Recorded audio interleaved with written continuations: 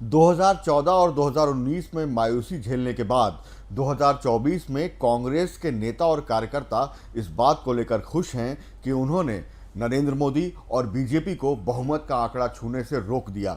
इसमें गांधी परिवार, खड़गे के बाद सबसे बड़ी भूमिका जिस नेता ने निभाई, जिसकी सबसे ज़्यादा कांग्रेस के बीच डिमांड रही, वो हमारे साथ मौजूद हैं। जी हाँ, कांग्रेस के पायलट सचिन पायलट।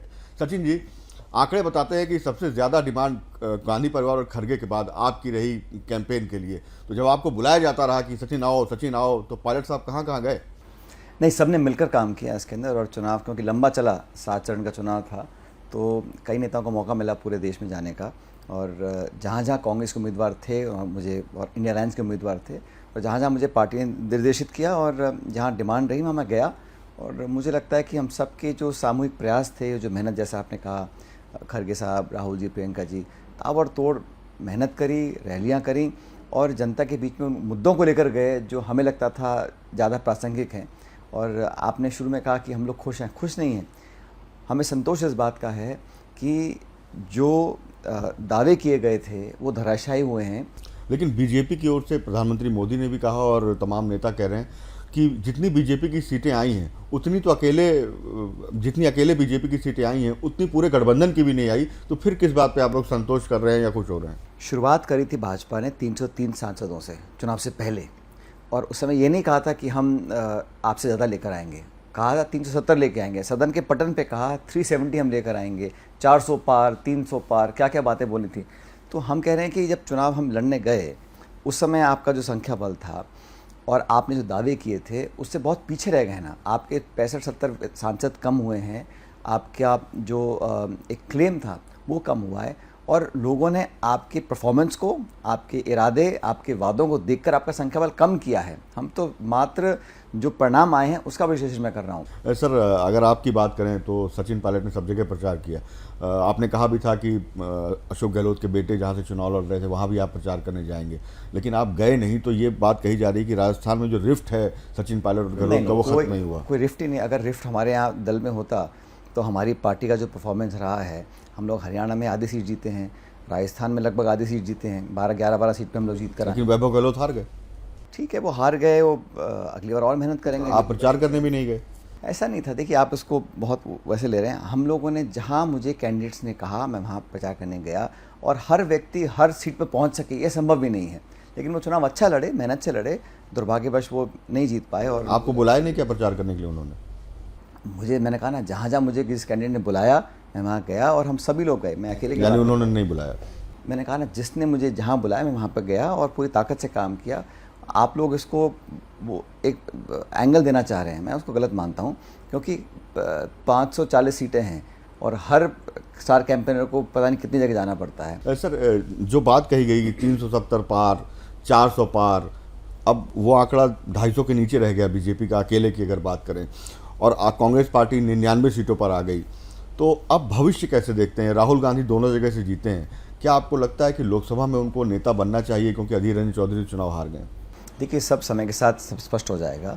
हम तो चाह रहे हैं कि, और राहुल गांधी जी का योगदान रहा, आज का नहीं है, कई 2 साल 3 साल से जो लगातार मेहनत कर रहे थे, जो यात्रा उन्होंने निकाली है, मामूली बात नहीं है। आपको लगता है कि राहुल गांधी को एलओपी बनना चाहिए? देखिए, मेरे चाहने से कुछ नहीं है, लेकिन मुझे लगता है कि पार्टी में आज जो ऊर्जा आई है उसका अधिकांश जो श्रेय है वो राहुल जी, प्रियंका जी की मेहनत को मैं देता हूं, और खड़गे साहब के नेतृत्व को देता हूं। अब निर्णय उनको करना है कि क्या भूमिका में वो काम करेंगे। आज भी वो हमारी पार्टी के नेता हैं, और उन्होंने जिस मुस्तैदी से सरकार को चैलेंज करते रहे।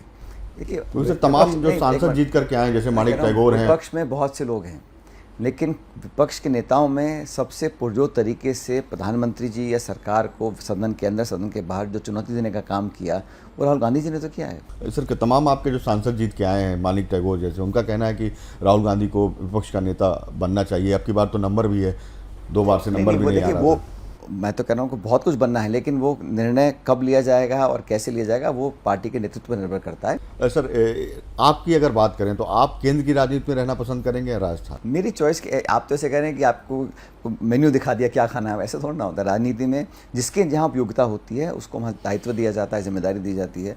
और पिछले 20-25 सालों में जहाँ जहाँ मुझे काम करने को पार्टी ने कहा है, मैंने पूरी शिद्दत से, पूरी ताकत से काम किया है। और अब भविष्य में क्या पार्टी का नेतृत्व तय करता है, उसको पूरी ताकत से हम लोग काम करेंगे। सर, एक बड़ा टेक अवे है इस चुनाव का कि अयोध्या, जहां राम मंदिर की प्राण प्रतिष्ठा हुई, वो सीट भारतीय जनता पार्टी हार गई। इसको कैसे देखते हैं आप? ये भी एक आपने सही कहा। पब्लिक जो है, इस देश की जनता महान है, और जिस विवेक से और जिस सद्बुद्धि से उन्होंने अपने मत का प्रयोग किया है, उसको मैं बहुत सलाम करता हूँ। और जैसा आपने खुद कहा कि एक धर्म के नाम पर हम वोट बटोरें, ये सही नहीं है, क्योंकि शासन, प्रशासन, सरकार चलती है संविधान, मान मर्यादाओं, कानून के तहत। उसमें किसी का व्यक्तिगत धर्म, जाति, भाषा, लिंग या विचारधाराएं या धारणा उससे प्रभावित नहीं होनी चाहिए। लेकिन हमारी पूरी राजनीति अगर इस पर केंद्रित हो जाए कि हम धार्मिक भावनाओं को आगे बढ़ाकर उनका वोट बटोर लें, तो ये बहुत लंबा चलता नहीं है, और ये इन चुनावों ने इस बार दिखाया है। सर, इंडिया गठबंधन के लिए कहा जा रहा है कि अब चूंकि मोदी जी सरकार बनाने जा रहे हैं बड़े गठबंधन की, तो अब उनके टारगेट पर इंडिया गठबंधन के तमाम दल होंगे। तो आपको लगता है आपका कुनबा इंटैक्ट रहेगा या आप लोग उधर से कुछ लाने वाले हैं? देखिए, अब राजनीति में कभी कुछ परमानेंट नहीं होता, लेकिन मुझे लगता है हमारा गठबंधन बहुत मजबूत है। और पहले भी कोशिश की गई गठबंधन के साथियों को दबाव में लाने की या तोड़फोड़ करने की, लेकिन कामयाब नहीं हुए। क्योंकि सोनिया गांधी ने भी कहा कि जो नंबर हैं लोकतंत्र में वो मायने रखते हैं, हम लोकसभा में सियासी लड़ाई लड़ेंगे। तो यानी कि आप अभी सरकार बनाने का दावा नहीं करने जा रहे हैं, लेकिन भविष्य के लिए जो कहा खड़गे साहब ने कि सही समय पर सही फैसला लिया जाएगा, क्योंकि मैंडेट मोदी सरकार के खिलाफ है।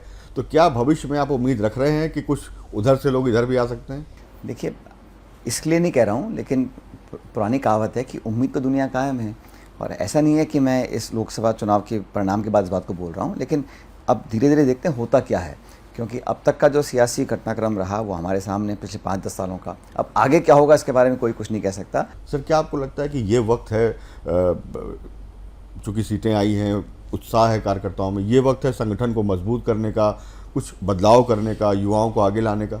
बिल्कुल। और मुझे लगता है कि जो हमने उदयपुर में डिक्लेरेशन दिया था उसको हमने काफ़ी हद तक लागू भी किया है। उसमें नौजवानों को, पिछड़ों को, महिलाओं को, दलितों को, आदिवासियों को, सब लोगों को आगे लाने की बात हम करते थे, और ये हमने ऑफिशियली डिक्लेयर किया, और खड़गे साहब ने काफ़ी हद तक उस पर इम्प्लीमेंट भी कर दिया है। लेकिन जैसा मैं कहा कि जिन राज्यों में हम लोग आज कमज़ोर हैं उसको ताकतवर देने का आज समय है। और विधानसभा चुनाव जब आते हैं, राज्यों में हम लोग पकड़ जीतेंगे, जैसे हम लोग कर्नाटक जीते, तेलंगाना जीते, हिमाचल जीते, उससे पूरे देश के कार्यकर्ताओं में एक ताकत आई। ऐसी आने वाले समय जो हरियाणा का चुनाव आएगा, महाराष्ट्र का चुनाव आएगा, यहाँ पर अगर हम लोग जीतते हैं और अगर राज्यों में ताकतवर बनते हैं, तो उसका जो पॉजिटिव आउटकम है वो पूरे देश के चुनाव में भी आता है। बहुत बहुत शुक्रिया सचिन जी, TV9 से बात करने के लिए बहुत बहुत धन्यवाद।